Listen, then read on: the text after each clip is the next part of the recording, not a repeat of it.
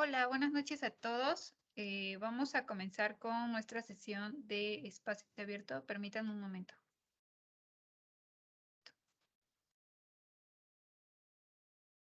Permítanme. Una disculpa.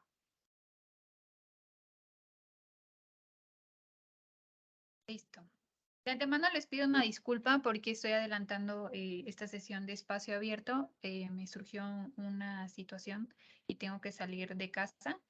Entonces, les pido una disculpa para quien tenía pues planeado entrar a la sesión de espacio abierto del día de hoy. Pero bueno, pues vamos a comenzar. Nos encontramos en el módulo 15 de recursamiento que se llama Hacia un desarrollo sustentable. Vamos a empezar, como les decía, nuestra cuarta sesión. Ya estamos por cerrar esta semana, esta segunda semana.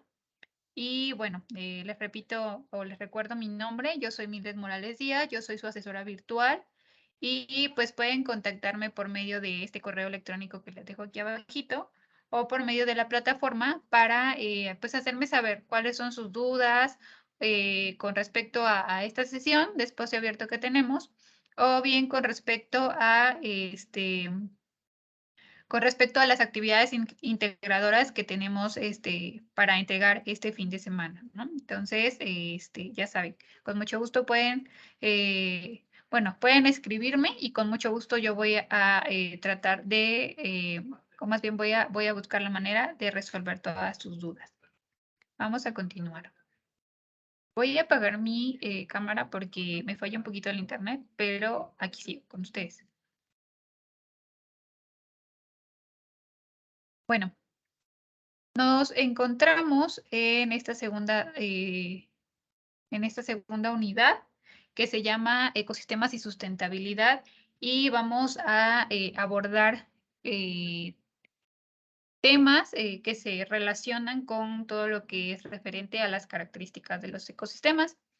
Vamos a hablar un poco sobre los componentes de los ecosistemas, las consecuencias de las modificaciones de los componentes de un ecosistema. Vamos a hablar sobre ecosistemas naturales, rurales y urbanos.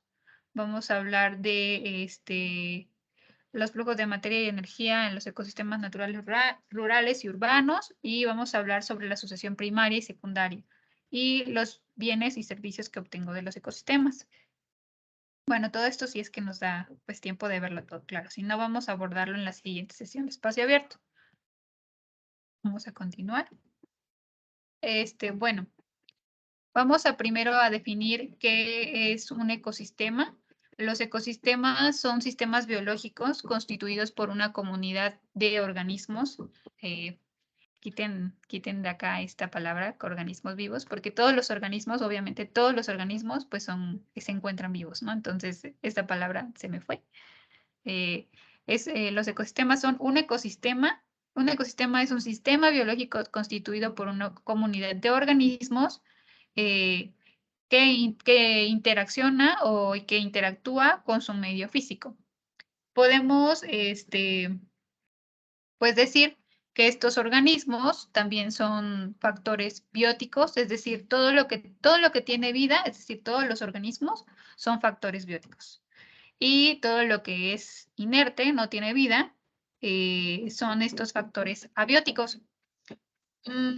La palabra ecosistema fue definida por primera vez en el año de 1930 por el biólogo Roy Clapham.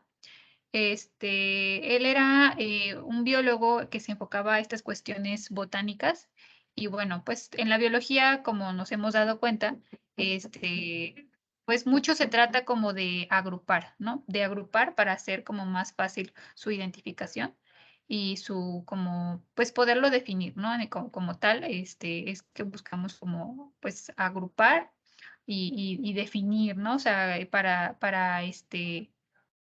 pues para que nos sea más fácil, ¿no?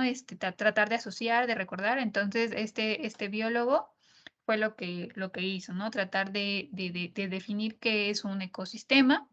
Y bueno, pues pues yo creo que ya muchos sabemos sobre este tema de los ecosistemas, no sabemos como un poquito, ¿no? De nuestras clases tal vez de biología de geografía en la primaria, ¿no? Recuerdo que, al menos yo me acuerdo que en geografía, pues sí nos hablaron de todo esto de lo que conforma un ecosistema o qué son los ecosistemas, ¿no?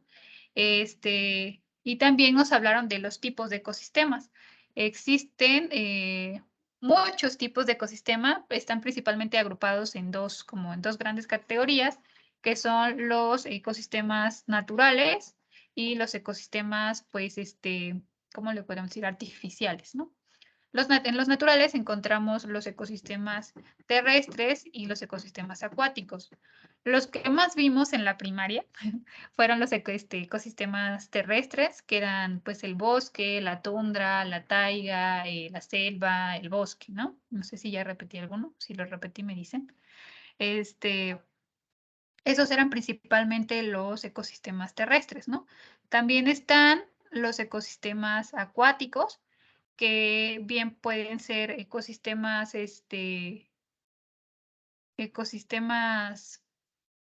eh, dulceacuícolas o dulces y ecosistemas salados, ¿no? De ecosistemas de aguas saladas. Los ecosistemas de agua dulce son los ríos, los arroyos, las lagunas, ¿no? Esos son los ecosistemas de tipo, bueno, de agua dulce. Los ecosistemas de agua salada son los ríos, las marismas, me parece que son, sí, nada más esos son como de aguas dulces. Y también los encontramos de ecosistemas mixtos, ¿no? Que son como los que se encuentran en la parte media, ¿no? Son quienes conectan como a los ecosistemas acuáticos de los ecosistemas terrestres. Algunos ejemplos de ecosistemas mixtos son, por ejemplo, mm, como pues los humedales podrían ser, pues que se encuentran como en la parte media. También podríamos decir que pues estas zonas costeras, las costas en las playas también son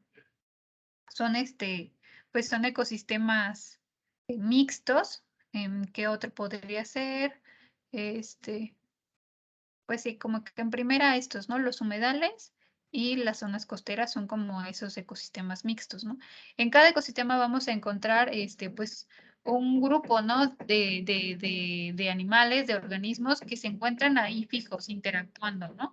Entonces, y que son característicos de ese espacio. Permítanme un momento.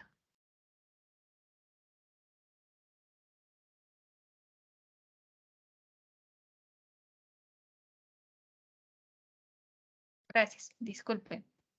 Y bueno, ahora les voy a hablar de estos, también ecosistemas artificiales, ¿no? Los ecosistemas artificiales son aquellos que están como, eh, pues, estructurados, elaborados por el hombre y que se realizan más que nada como para poder mantener condiciones controladas en un espacio, ¿no? Aquí podemos ver un ecosistema artificial. Y pues podemos ver que, por ejemplo, aquí la incidencia de la luz es diferente, pues por estos cristales que están aquí. La luz entra de una manera diferente. Esa es una manera de controlar, ¿no? La incidencia de la luz. Otra cosa es que, pues si llueve, aquí las plantas no se van a regar por medio de la lluvia, porque no le da, no hay un paso, no hay un paso de lluvia.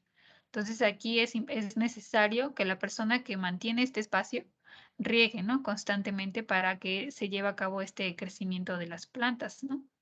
Entonces es otra forma de controlar.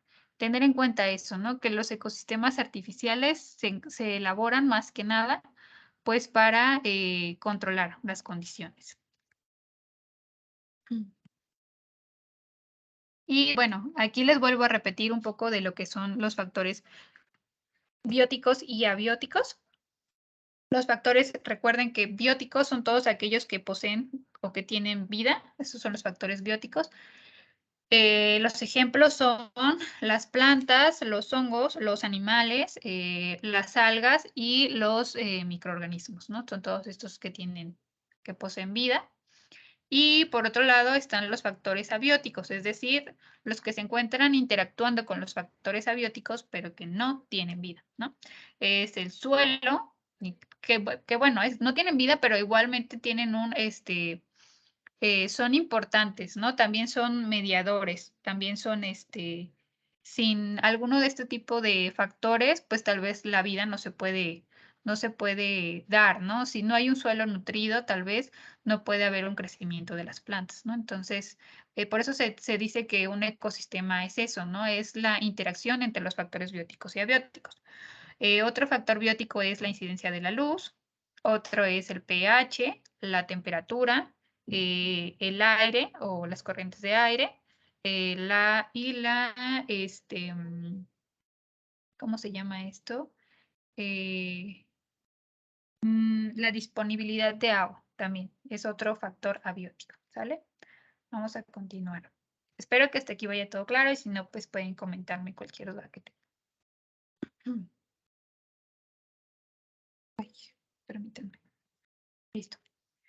Y bueno, vamos a hablar de las consecuencias de las modificaciones de un ecosistema. Mm, las modificaciones de los ecosistemas se llevan o se dan por principalmente causas naturales y causas antropogénicas. En las causas naturales es pues importante mencionar que puede haber pues hay una vuelta atrás, ¿no? Si las modificaciones de los ecosistemas se dan por causas naturales, pues puede haber todavía una restauración, ¿no? Porque muchas de las causas naturales, pues son este, eh, pues fuertes tormentas, tornados, huracanes. Pero ¿qué pasa? Que puede haber una sucesión y el espacio se puede volver a restaurar, ¿no? Puede volver a como estaba antes, albergar de nuevo, este, pues fauna y flora del lugar, ¿no? O sea, podemos volver atrás, podemos restaurar.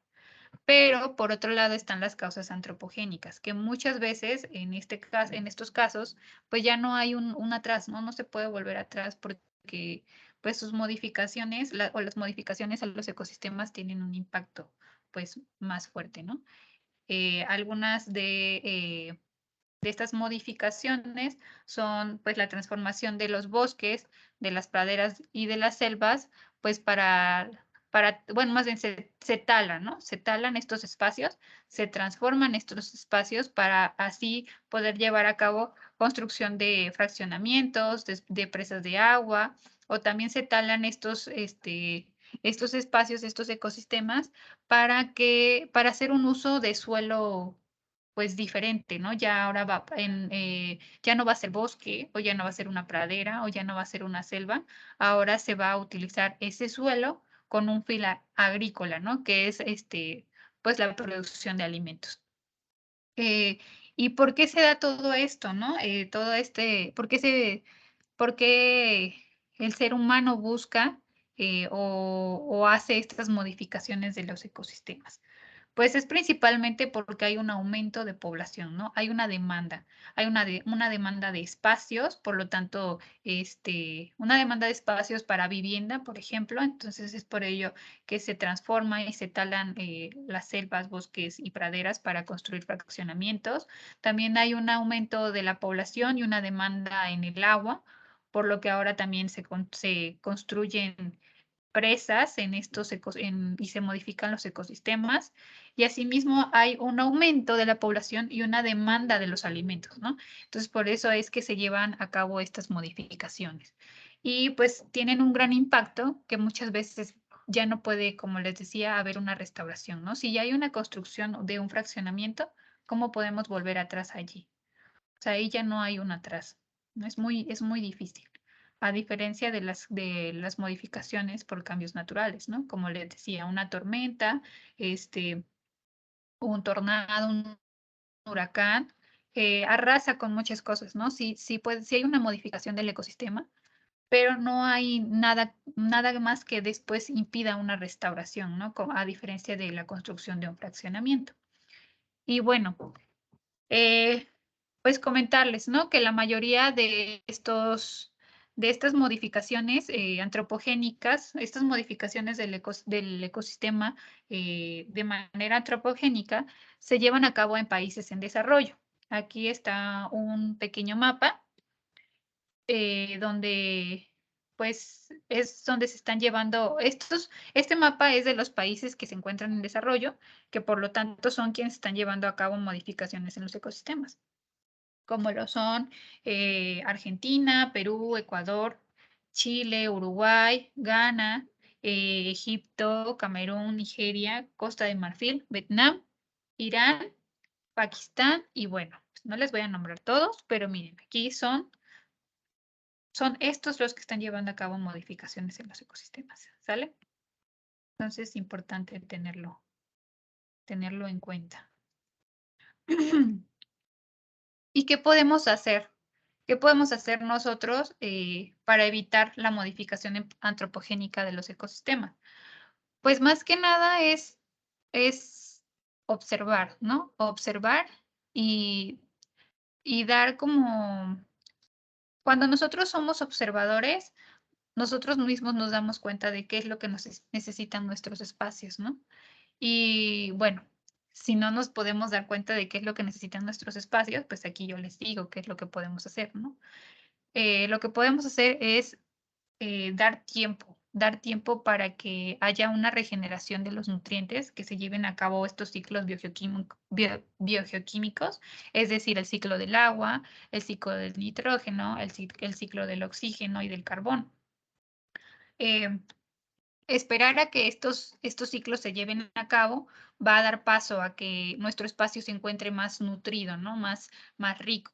Y al estar el espacio más rico, vamos a poder también dar lugar a que lleguen nuevas especies, ¿no? Nuevas especies de plantas, y al haber plantas que puedan alimentar a otros organismos, pues van a llegar también animales que van a hacer el ecosistema y el espacio pues más con una mayor biodiversidad, ¿no?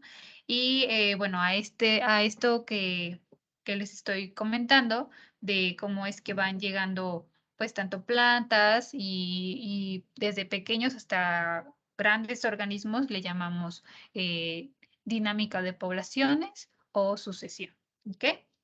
Aquí les tengo un video sobre otra manera, ¿no? De lo que les comentaba anteriormente, de que muchas veces las causas antropogénicas no tienen cómo, pues am, cómo evitarse o cómo ir atrás en ello, ¿no?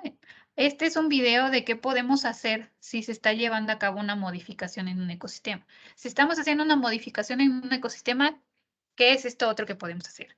Aquí les voy a poner el video. Está bastante interesante. A mí me llamó mucho la atención. Es algo que o sea, no conocía, la verdad, pero un momento.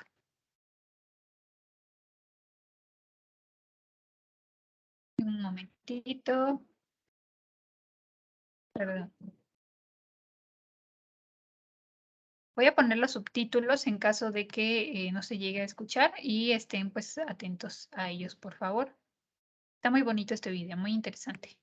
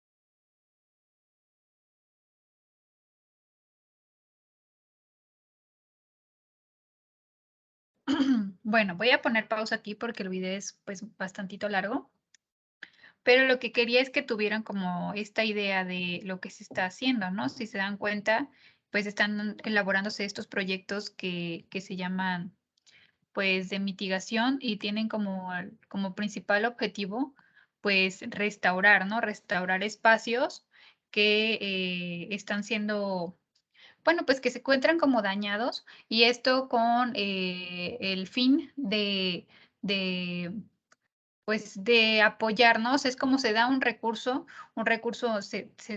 da un recurso económico para hacer la restauración, porque en otro espacio se está elaborando, no sé, tal vez una construcción, una nueva carretera, un nuevo puente. Entonces eso va a impactar como a la biodiversidad, ¿no? Entonces lo que se hace es, se investiga cuál es la biodiversidad que existe en ese espacio que se va a modificar y se busca dónde reubicar a esas especies, ¿no? Y entonces a donde se va a reubicar esa especie animal o esa especie vegetal, pues se le da un apoyo, ¿no? Un apoyo económico o por medio de proyectos para que ese espacio donde se va a reinstalar la especie vegetal o animal, pues cuente esté bien acondicionada, ¿no? Esté bien estructurada. Entonces, esta es una forma como de, ok, ya hicimos esta modificación en este ecosistema, pero ¿cómo vamos a tratar mm,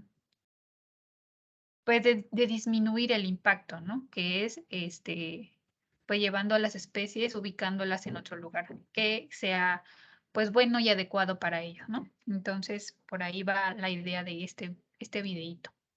Y bueno, ahora vamos a hablar un poco sobre ecosistemas rurales y urbanos.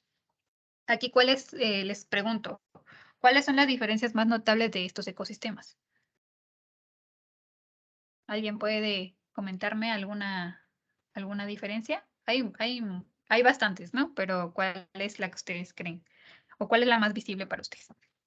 Yo les puedo decir, tal vez que aquí en el ecosistema urbano, una casa va después, o un edificio, ¿no? Un edificio va después del otro, es como continuo, ¿no? O sea, es constante esta construcción de grandes edificaciones. Por otro lado, en el ecosistema rural es como de aquí hay una casita y en la siguiente loma, hasta la siguiente loma hay otra casita, ¿no? Es como hay muchos espacios entre casas, ¿no? También está como, pues estas cuestiones de los servicios, ¿no? Aquí se ve que hay, pues, alumbrado, o sea, hay, pues, una cantidad de servicios, ¿no? Que se proporcionan aquí en los ecosistemas urbanos, a diferencia de los que se encuentran aquí en los ecosistemas rurales, ¿no? Aquí en los ecosistemas urbanos se va la luz, bueno, más bien no se va la luz, ¿no? Porque tenemos estos generadores que, que hacen que no se te vaya la luz, ¿no? Y por otro lado, aquí en los ecosistemas rurales, se va la luz y es como de, uy, pueden pasar, no sé, horas, tal vez días para que te la vuelvan a instalar cuando hay una tormenta, pongámosle así, ¿no? Otra vez que, pues no es notable, aquí no es como, bueno, no lo podemos ver, pero podemos intuir, ¿no? Aquí en las grandes ciudades sabemos que cuentan con servicios médicos, ¿no? Servicios médicos, pues, de primera mano. O sea, te sientes mal y sabes que puedes correr a un servicio médico para ver qué es lo que tiene. A diferencia de aquí, de los ecosistemas rurales, que muchas veces no cuentan con servicios médicos y tienen que pues moverse, ¿no? A grandes distancias para conseguir medicamentos o que los revise o una revisión, ¿no? Entonces eso también es otro punto. Eh, pues aquí estamos más en el ecosistema rural, estamos más en contacto con la biodiversidad, ¿no? De ese espacio. Y aquí en el ecosistema urbano, pues es tanto pues ya no hay espacios, ¿no? Ya no hay espacios donde la biodiversidad, tanto en animales como en plantas, pueda crecer, ¿no? Entonces, estamos como más limitados de tal vez poder disfrutar de esos paisajes, ¿no? De los paisajes que nos brinda ver, pues, a los animales interactuando en su medio natural, ¿no? Entonces, eso también es otra diferencia. Vamos a pasar. Aquí las tenemos bien, ¿no? Ya bien, pues descritas. Las características de una zona rural son que tienen densidad poblacional muy baja, prevalece la naturaleza, predominan las actividades económicas del sector primario y hay espacios amplios y más limpios, ¿no? Que era lo que comentábamos anteriormente. Las características de la zona urbana es que tienen una densidad de población alta, presentan un mayor desarrollo económico, tecnológico y científico, predominan las actividades económicas del sector secundario y terciario, y hay una alta contaminación por esto mismo, ¿no? Entonces, ahí están algunas características. Vamos a continuar. Y bueno, ahora les voy a hablar un poco de las consecuencias de los ecosistemas destruidos por fenómenos naturales. Era lo que les comentaba anteriormente, ¿no? Lo de las causas, de las modificaciones que existen en los ecosistemas por causas naturales y por causas antropogénicas. Aquí les voy a hablar de las causas naturales. Eh, Se define como fenómeno natural a un cambio que se produce en la naturaleza, es decir, que no es provocado por la acción humana directamente. Estos pueden influir en la vida humana de manera positiva o de manera negativa. Y no solamente influyen, ¿no? en la vida humana, también pues influyen pues en pequeños seres vivos, ¿no? En los animales que habitan los diferentes ecosistemas, no solamente a la vida humana, también a otras especies. Eh, los hay de diferentes, pues de diferentes tipos, estos fenómenos naturales. Los hay de tipo ordinarios, que son como la incidencia del sol ajá, la incidencia solar. Las fases lunares también es un fenómeno ordinario. Fenómenos geológicos, que es la estructuración o la generación de nuevas montañas, sí, de nuevas estructuras pues, geológicas, ¿no? Como las montañas. Fenómenos hidrológicos, que son los que generan como los oleajes o las mareas. Los fenómenos atmosféricos, que son los cambios pues, climatológicos, lluvia, vientos. Y hay fenómenos naturales biológicos, ¿no? Como la evolución o la migración de las especies, también son fenómenos naturales. No solamente son fenómenos naturales, pues, eh, pues los que tienen que ver con cambios en el tiempo, ¿no? Son todos estos que están aquí, como les mencioné. Los que se refieren al tiempo, pues son los atmosféricos. Y bueno, hay otro caso que son los desastres naturales. Este sí es un término que hace referencia a las enormes pérdidas de materiales, vidas humanas y otras especies, ¿no? Como que regularmente vamos a encontrar estas definiciones solamente referidas como al impacto que tienen hacia la vida humana, ¿no? Pero también es importante tener en cuenta que hay un impacto a otras especies, ¿no? O sea, no solamente nosotros somos quienes habitamos la Tierra, también hay otras especies que se encuentran, pues, están siendo afectadas, ¿no? Por estos desastres naturales o fenómenos naturales. Yo creo que más que nada a esto sí le llamaría un desastre natural, ¿no? Porque sí está acabando con muchas cosas, con estructuras materiales, con vidas, ya sea humanas o de otras especies. Entonces a esto sí le llamaría un desastre natural, ¿no? Fenómeno natural le llamaría a todo lo demás. ¿Qué es esto? Que está aquí. Los biológicos, geológicos, hidrológicos, ordinarios, ¿no? Ya es un desastre cuando genera un daño o un mal. Y bueno, aquí hay algunos ejemplos como los terremotos, temblores, huracanes, maremotos, derrumbes, ¿no? Que a veces también son, luego a veces lo decimos como derrumbes, ¿no? Pero también pueden ser como muy invasivos, pueden ocasionar grandes pérdidas, tanto materiales como humanas. Y bueno, pues las inundaciones, ¿no? Ahora vamos a hablar de lo que es la sucesión primaria y la secundaria. Esto era lo que ya veíamos como en las diapositivas pasadas, lo que les comentaba de la regeneración de los espacios. Se define como sucesión ecológica a una serie de cambios progresivos en las especies que componen una comunidad a lo largo del tiempo. La sucesión primaria es la roca recién formada o recién expuesta, colonizada por primera vez por seres vivos. Y la sucesión secundaria es un área ocupada previamente por seres vivos que es alterada y ocurre una nueva colonización después de la alteración. Aquí podríamos ver más que nada, o sea, esta es una perturbación por fuego. Podríamos como intuir, ¿no? Así como por la imagen, que aquí hubo un incendio. Entonces, aquí ya hubo antes algo. Sí hubo antes, plantas, pero hubo un incendio, entonces estamos hablando de una sucesión secundaria, ¿no? Ya había plantas, pero se incendiaron, se incendió este espacio y entonces volvió a colonizarse, ¿no? Entonces, aquí están como los primeros organismos en, en roca expuesta ajá, y se empiezan a colonizar, empieza a haber un crecimiento de plantas pequeñas, y ya que hablamos pues de árboles y plantas pues más, de árboles y plantas más grandes, ¿no? O sea, de seres vivos que ya se desarrollaron gracias a que ya hubo una primera colonización, ¿no? Pero esto se llevó a cabo por una perturbación. Entonces, como les decía, si ya es una zona que ya había estado colonizada, pero se perturba por una cuestión como esta, que fue un incendio, entonces estamos hablando de una sucesión secundaria. Cuando hablamos de cuando se habla de una asociación primaria, es cuando no se había desarrollado vida de ningún tipo en estos espacios. Entonces, y cuando empiezan a colonizarse estos primeros espacios, por primera vez es cuando se habla de asociación primaria.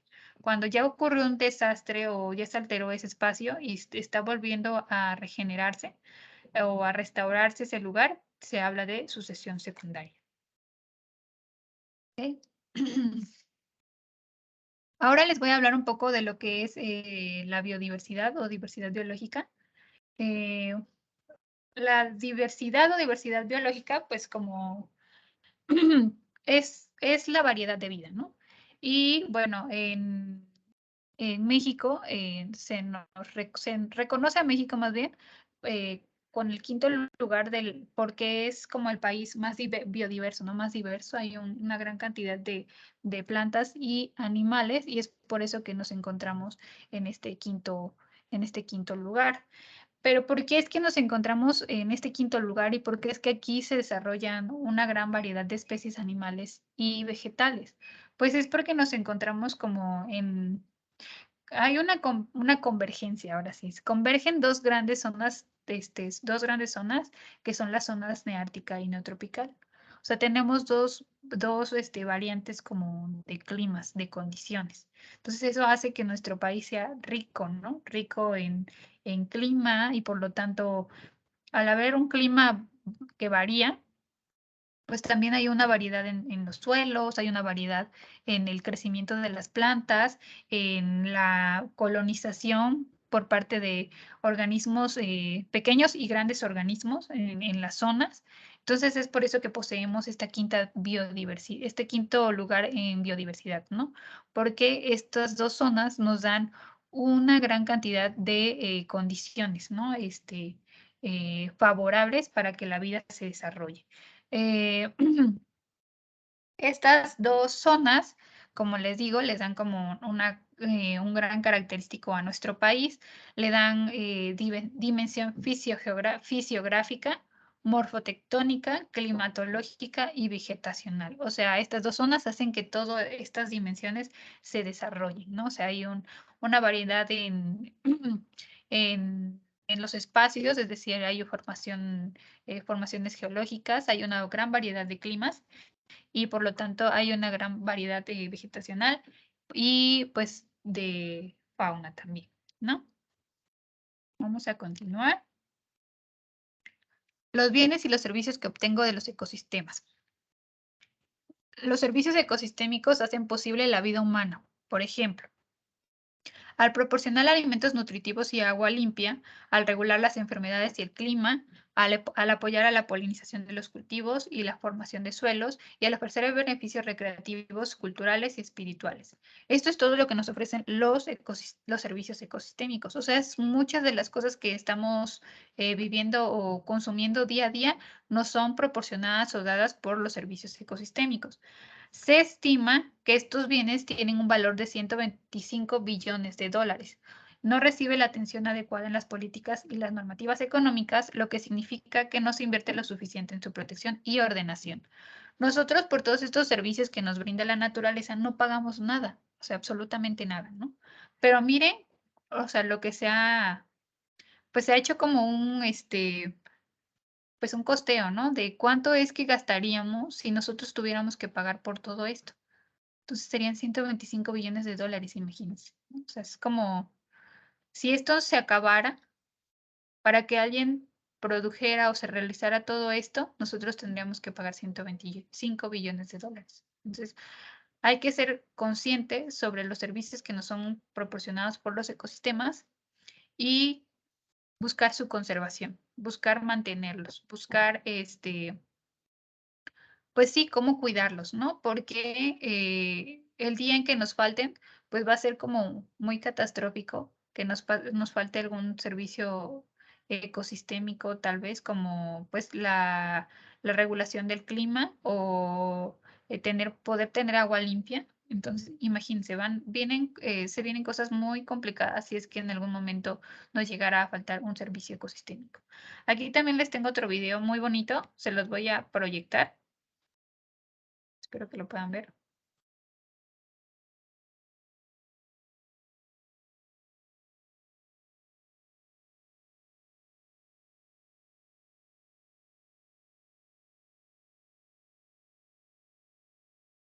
Mm, no, este no es, perdón. Permítanme un momento.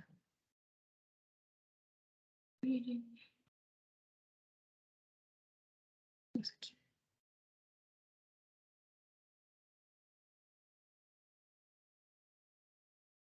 Dame un segundito.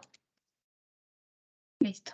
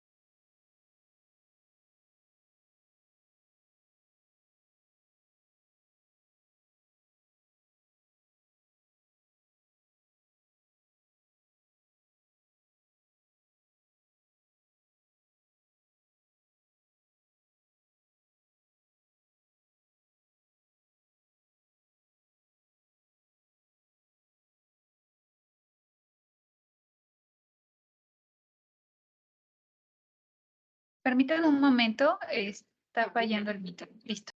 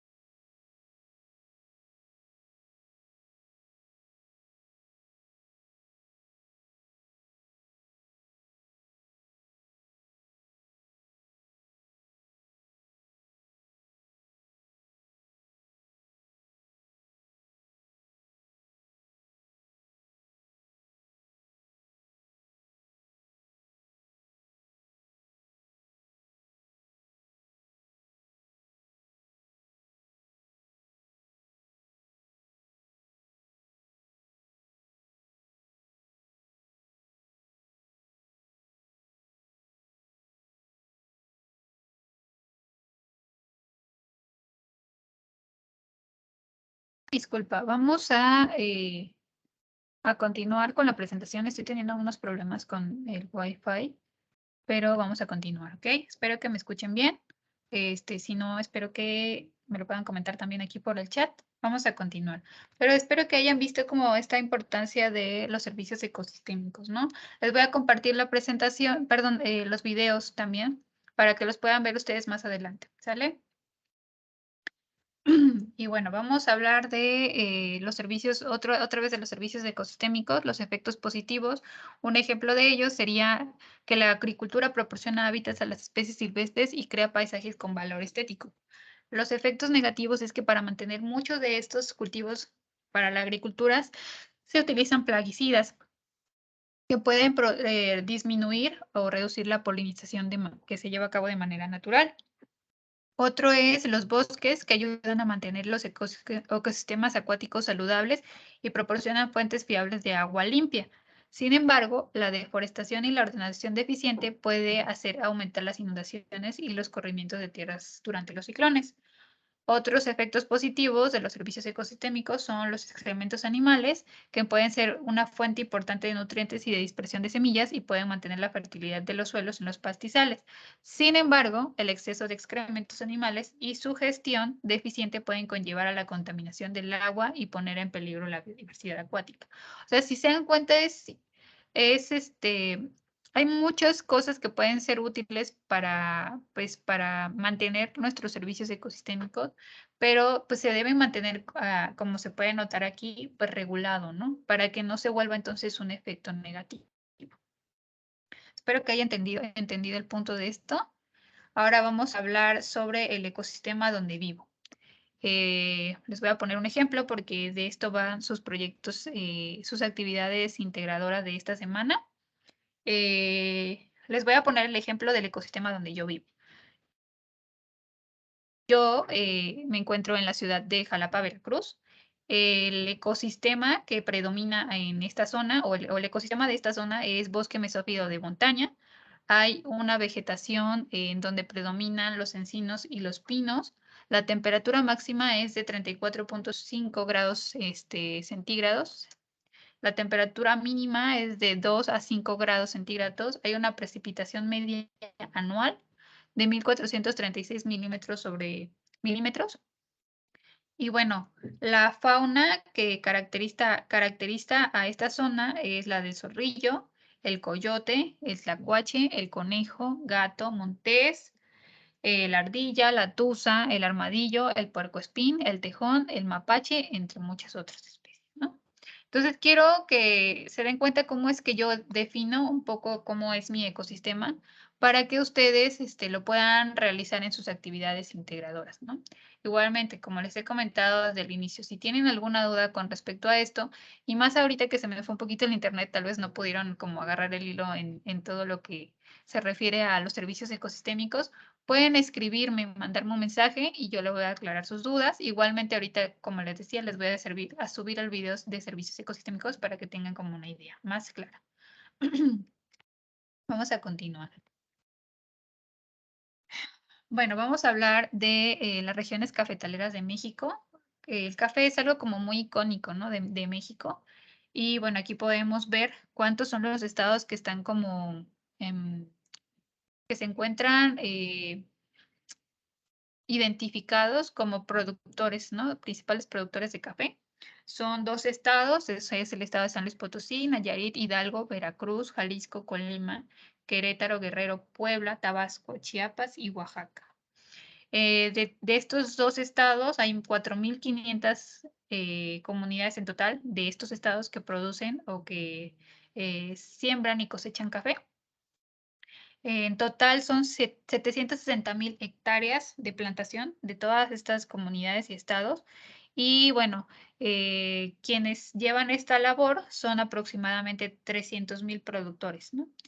Se cultivan 2 variedades importantes, que es la arábica y la canéfora. Dentro de la arábica se encuentran las variedades o las especies típica, caturra, borbón, gárnica, catuya, catuay y mundo nuevo o mundo nuevo.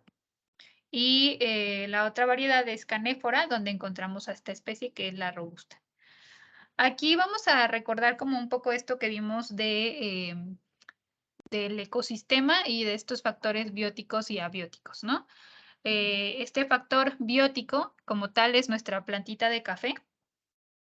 Y bueno, esta plantita de café necesita ciertos requerimientos para crecer, es decir, el medio con el que interactúa debe tener ciertas cosas para que se desarrolle, ¿no? Debe haber una temperatura de entre 18 y 22 grados centígrados, un pH de entre 6 y 7, una precipitación de entre 1000 a 2500 milímetros sobre el nivel del mar, una luz de intensidad pues fuerte, los suelos donde se siembre deben tener alta o media fertilidad, eh, la humedad debe ser de entre 70 y 95%, y me equivoqué, aquí estábamos hablando de precipitación, entonces son de 1000 a 2500 milímetros de precipitación, me imagino que anual, y debe crecer a una altitud de entre 1000 a 1600 metros sobre el nivel del mar. Aquí estamos hablando de la interacción de los factores bióticos y los factores abióticos. El factor biótico es la planta de café y cómo va a interactuar con el espacio, con su medio y las características del medio, ¿no? Es decir, la temperatura, pH, precipitación, luz, suelo, altitud y humedad, que son los factores abióticos. Espero que hasta aquí vaya todo claro. Y bueno, los factores ambientales, factor ecológico, ecofactor o factor eh, es cualquier factor, ya sea biótico o abiótico, que influye en los organismos vivos, como habíamos estado comentando, la temperatura, la precipitación, la humedad, la altura y la fertilidad del suelo, ¿no? Estos son factores ambientales, ¿no? Que pueden, como bien dice aquí, pueden ser factores bióticos o factores abióticos. Vamos a hablar de la ley del mínimo, que afirma que el crecimiento no es controlado por el monto total de los recursos disponibles, sino por el recurso más escaso. De esto se deduce que hasta el elemento más significante para la vida es en realidad imprescindible para esta. Aquí hablamos como de que muchas veces dejamos como pasar pequeños detalles, ¿no?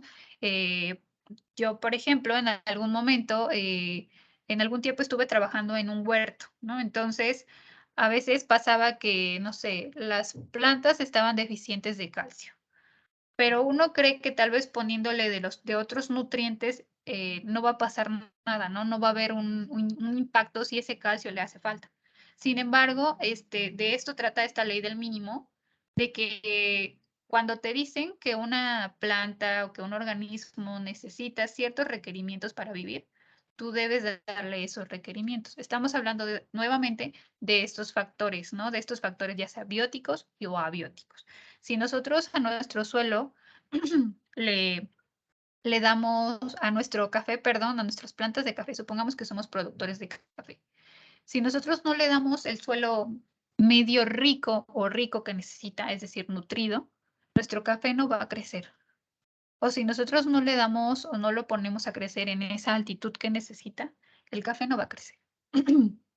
No nos va a producir, no nos va a dar lo que queremos. Tal vez produzca, pero no lo que está dado o conocido de que debe producir el café. Entonces, de esto nos habla esta ley del mínimo, ¿no? De que no debemos como hacer de menos a un cierto factor o rasgo que nos diga que es un requerimiento para esa planta o organismo para poder vivir y desarrollarse. Entonces, hacia ahí vamos. Aquí está un ejemplo, ¿no? La lavanda. La lavanda crece en un suelo alcalino, en un pH de 7, con un suelo con un buen drenaje, a sol directo. Se debe evitar el riego de las ramas y de las flores. El riego debe ser de una vez por semana. Se deben realizar ligeras podas y se evita la fertilización. Entonces, si nosotros, por ejemplo, queremos sembrar lavandas en un suelo con un pH de 5, pero le damos todo lo demás y creemos que sí va a crecer. Pero no es así porque nosotros no estamos considerando este requerimiento importante, ¿no? Que es el pH, como ya habíamos visto, es un factor abiótico, no es un factor abiótico, es un factor del suelo, que no del suelo. Entonces, si nosotros no sembramos nuestras lavandas en un pH 7, que es el ideal para la lavanda no va a crecer, ¿ok? Eso es como que, de eso trata la ley del mínimo, de que debemos tener considerados todos los requerimientos de los organismos que necesitan para desarrollarse, ¿ok? Y bueno, esta es la bibliografía. Muchas gracias. No sé si tengan alguna duda al respecto de los temas que vimos ahorita. Pueden comentármelo ahora. Y si no, pues como les digo, por medio de la plataforma o de mi correo electrónico. ¿Ok? Si no tienen ninguna duda, damos por concluida la sesión. Cuídense mucho y nos vemos el día miércoles en la sesión de espacio abierto. O bien, pues les digo, cualquier duda que tengan, me escriben. ¿Ok? Que tengan buena noche, cuídense mucho, nos vemos el día viernes.